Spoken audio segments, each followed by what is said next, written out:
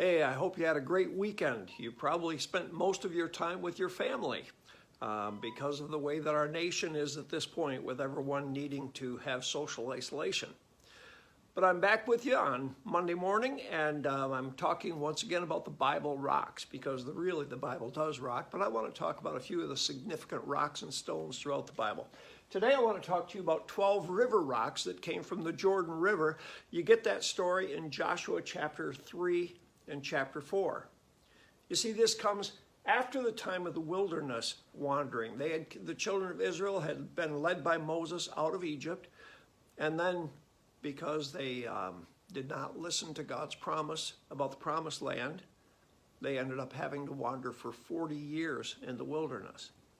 Near the end of that, I talked to you about Moses, and when he was supposed to speak to the rock to give water, well, he was so mad at the Israelites that he actually struck the rock with his staff, and the water came out as a result of that.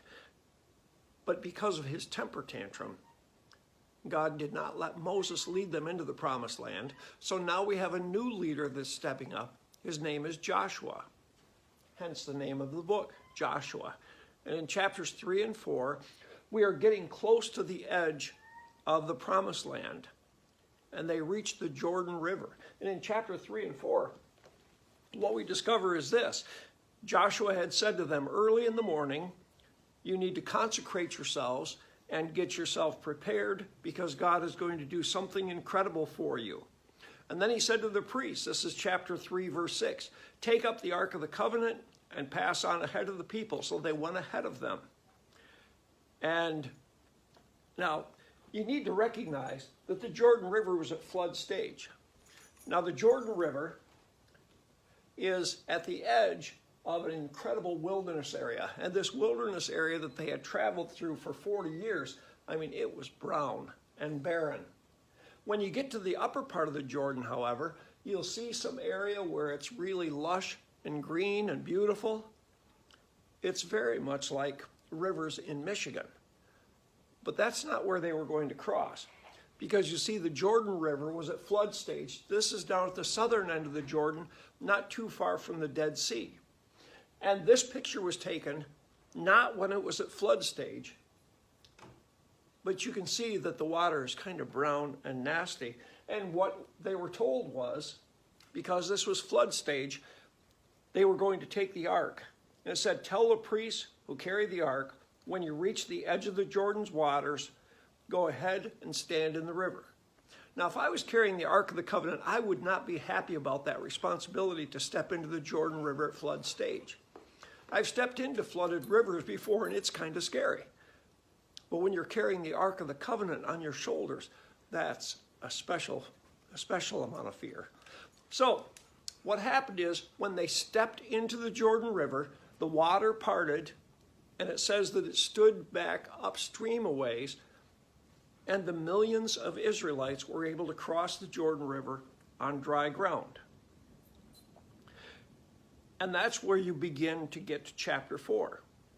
When the whole nation had finished crossing the Jordan, the Lord said to Joshua, choose 12 men from among the people, one from each tribe, and tell them to take up 12 stones from the middle of the Jordan, from right where the priest stood, and to carry them over with you and put them down at the place where you will stay tonight. So Joshua then did that. He called the 12 tribes, and he requested one man from each tribe. And what they did is they went into what was dry, which is here a river, and they carried them out onto the shore, and Joshua built an altar. And that was supposed to be the place that was to help them to remember the incredible thing that God had done. Now, when they crossed the river, this is what they actually saw as they looked out.